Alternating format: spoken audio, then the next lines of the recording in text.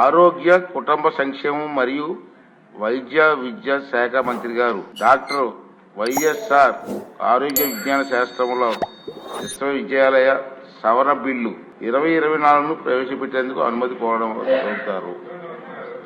I beg to move for leave to introduce the Dr. YSR University of Health Sciences Amendment Bill 2024. మంత్రి గారి ప్రతిపాదన సభా సమక్షంలో ఉంది. ఇప్పుడు విషయం డాక్టర్ వైఎస్ఆర్ ఆరోగ్య విజ్ఞాన శాస్త్రంలో విశ్వవిద్యాలయం సవరణ బిల్లు 2024ను ప్రవేశపెట్టడం.